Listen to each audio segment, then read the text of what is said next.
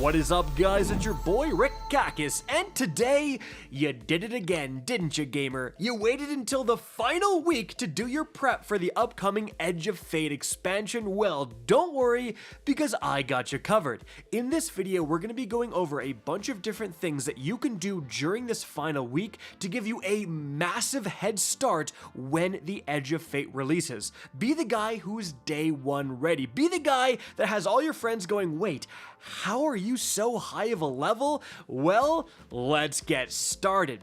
Now, right off the bat, the most important thing to say is that the Edge of Fate is launching alongside multiple massive core game overhauls. Destiny 2 will be a completely different game when the Edge of Fate releases, and so I have tips and recommendations in this video that are completely different compared to previous prep videos I've made. Like, the prep process is going to be very different this time around.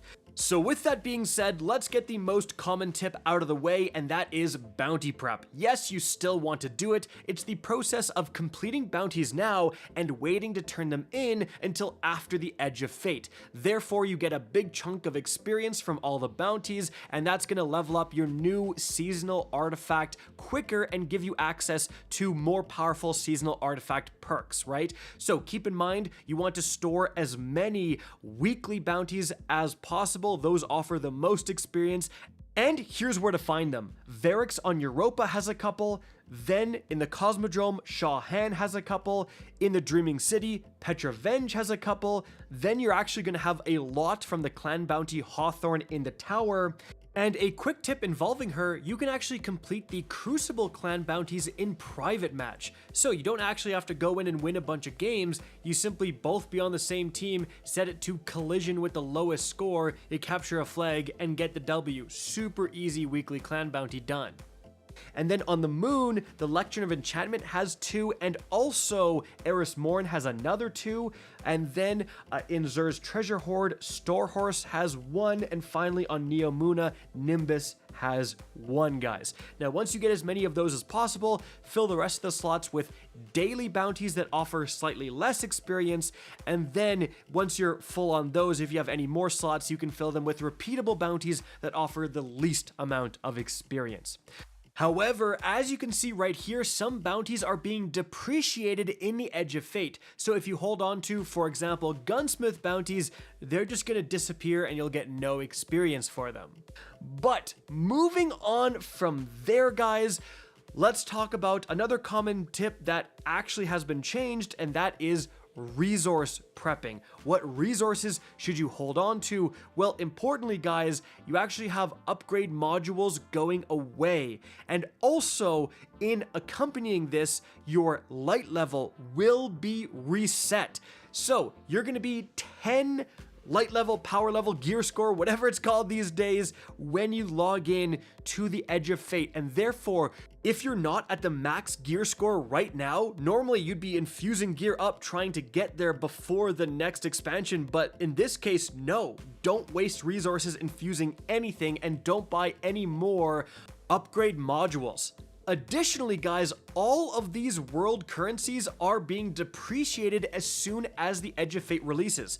Right now, you can often turn these in for Glimmer at the Cryptarch, but they're going to be absolutely worthless as soon as the Edge of Fate launches. So turn them in for Glimmer right now, or else they're just being wasted. Alright, but in terms of other stuff like enhancement cores and ascendant shards and stuff, you may still want to stock up on. Those will be relevant.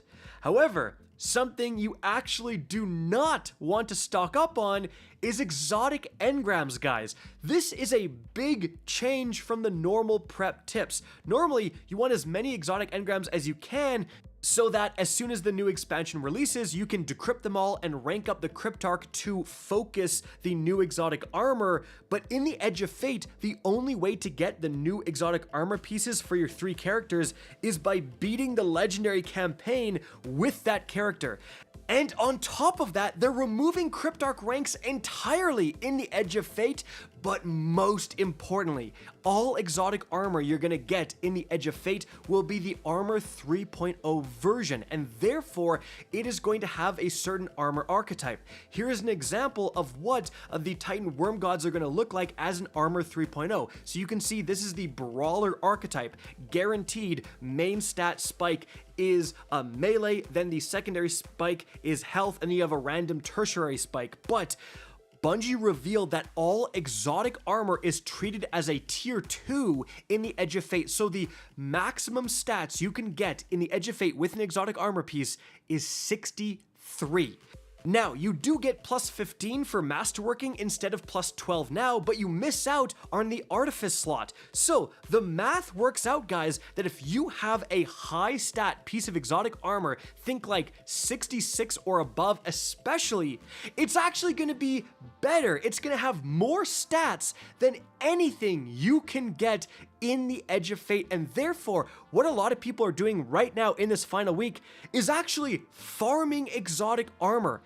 So I have a couple of huge tips to help you do that. First of all, if you have any exotic engrams, either in your inventory right now or in your season's pass, turn them in now. Go to the Cryptarch and you can target focus specific exotics, but make sure to put the ghost mod on that boosts the stat you want. A really good one, guys, is mobility. You can see I'm putting a mobility boost on for my Titan. Now, why is that? Well, mobility is becoming weapons in the Edge of Fate. So the weapon stat will influence how much damage you deal to minor enemies below 100, and then above 100, it will influence the damage you deal to bosses. So a really important stat to have. Now, we're gonna go over these stat changes in more detail later in the video, but if you want to farm more exotic engrams, first of all, lost sectors are a pretty good way to get exotic engrams if you're solo, especially if you can do like the higher difficulty, you're gonna be getting quite a lot of them. On top of that, guys, if you can farm Grandmaster Nightfalls, especially if you have access to the Grandmaster nodes, you can pick the easier ones like Insight Terminus, like you're seeing in the background gameplay, or Warden of Nothing. Those are gonna drop a lot of exotics, guys, and they'll actually give you more Ascendant Shards and stuff, which is the resources you need to focus exotic engrams into particular exotics. But also, if you are farming Grandmaster Nightfalls, be sure to use your Tome of Want and your tonics, guys. The enriching tonics are still working. As you can see right here, you can actually put the one on that gives you more glimmer, and that is super important because, again, focusing exotics costs a ton of glimmer. On top of that, guys, in your Tome of Want, as you can see, you can put this one on that gives you a higher chance to get, again, these valuable resources and exotic engrams. So you can be farming Grandmaster Nightfalls, getting exotics from those, and then have your tome giving you even more exotic engrams and resources to focus them, right? So very, very efficient farm there, guys. But not only are people farming exotic armor, I think exotic armor is by far the most important thing to farm right now, guys, because it's just going to be outright better. The high stat ones you get right now are just better than anything you can get. But people are also farming legendary armor.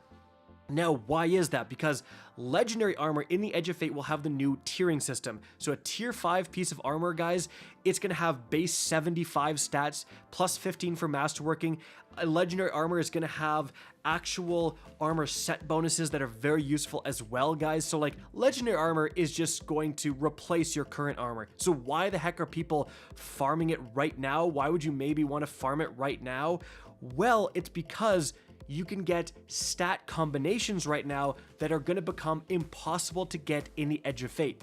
Now, why is that? Well, with the new Armor 3.0 system, you're now going to get drops of armor that belong to 6 different armor archetypes. And here is a list of all of them, and it's going to show their main stat, their secondary stat, and the tertiary stat is always random. But you'll notice there's some combos that don't exist, so you can't get main stat super secondary stat weapons or vice versa, which is going to be a big mobility spike and a big intellect spike right now. But those are the two main stats you want for like a raid DPS phase. If you get over 100 weapons, you do bonus boss damage with your weapons, and then if you get over 100 super, you get bonus super damage. So what some people are doing and what you may want to do is farm those impossible to get stat combos right now before they become impossible to get. So as you can see right here, this is the final day today, Monday, of the Grasp of Avarice being the featured dungeon. So we put that on the master difficulty where you can get Artifice armor, and the goal is to get something exactly like this. I'm super jealous my teammate got this role, but like, this is insane. And again, this is a combo of stats that is impossible to get in the Edge of Fate, so you may want to invest in these impossible to get combos right now. But don't worry, if you don't want to farm master dungeons, guys, a way easier method is to simply go to the helm, go to failsafe, and as you can see, when you focus armor here, if you have any leftover of those Echo's Engrams, they give you super high stat armor right here. And again, you can get those stat combos. Make sure to put on, like, again, mobility or super or intellect, whatever it is, on your ghost, so you're influencing the drops you can get. But yes, you can get those super high stat combos just from doing this. So if you have extra Echo Engrams, go over there and try to get those impossible stat combos now before you can't. Now, speaking of stats, let's go over the main points of the stat overhaul coming in the Edge of Fate. So the top three stats, mobility, resilience, and recovery, are all changing into weapons, health, and class.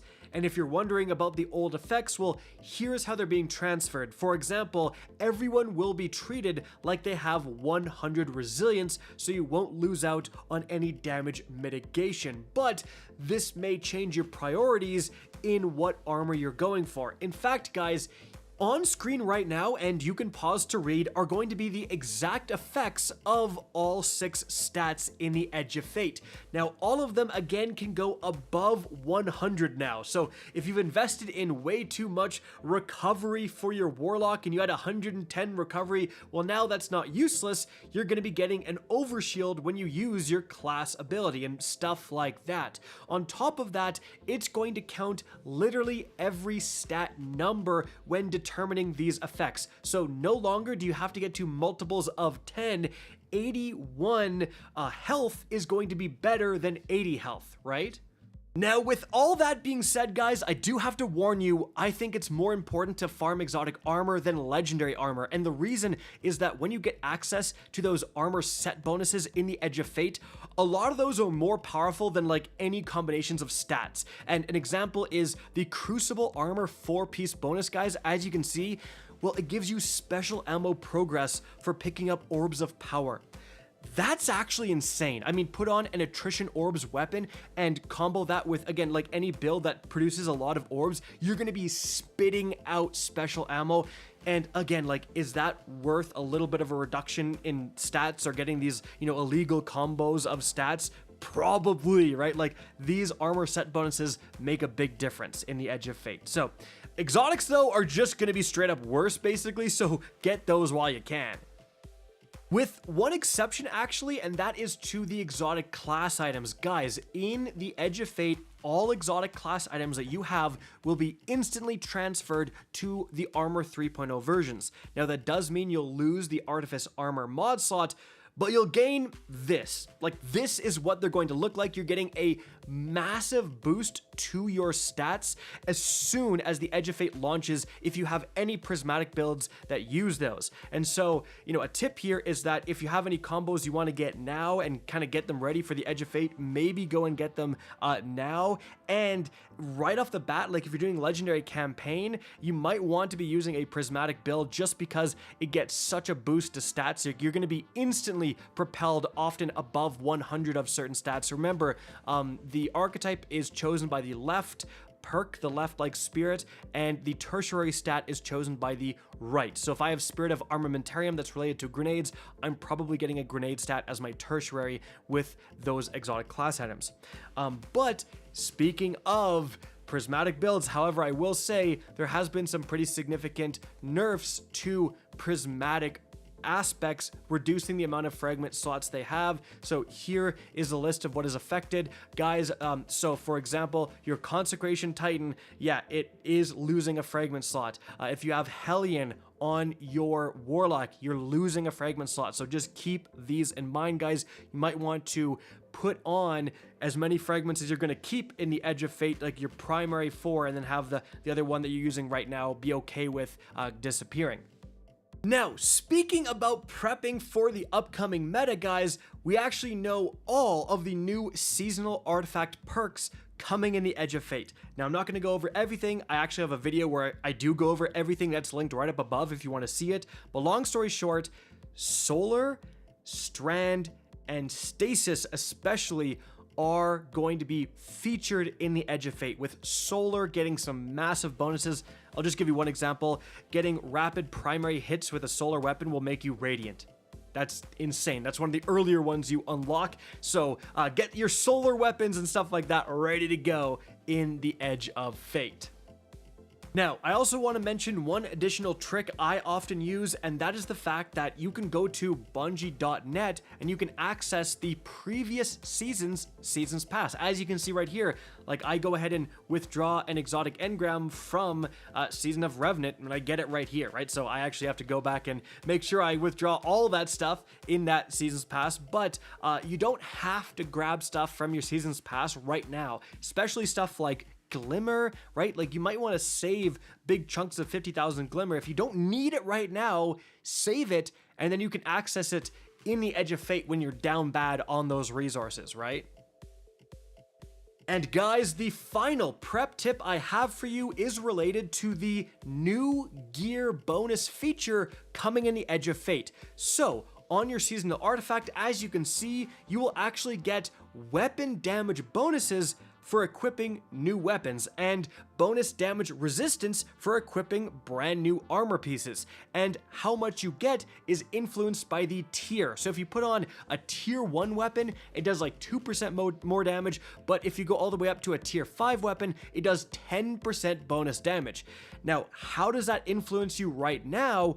Well, it's because Bungie has featured exotics. Instead of, making you only use a very small amount of the brand new exotics, they have a big list of featured exotics that all count as new gear. So you can see them all right here. Here's the exhaustive list I'm going to put on screen. But very importantly, stuff like the Graviton Lance, stuff like the Choir of One is going to be featured. So what that should mean, because I assume exotics will be treated just as a tier 5 and give you the max damage bonus, even if they don't, it doesn't matter. You use a Graviton Lance in the Edge of Fate, if you're doing the legendary campaign or whatever, it should just do like 10% more damage. It should get that new gear bonus because it's a featured gear. Same with any of the exotic armors that are on that featured list. If you put them on, you just get bonus damage resistance that you wouldn't otherwise get. So maybe try to plan your builds that you're going to use in the Edge of Fate around this featured list. And so guys, there you have it. I hope you enjoyed this video and found it informative. If you did, please remember to help me out by simply rating and especially sharing this video.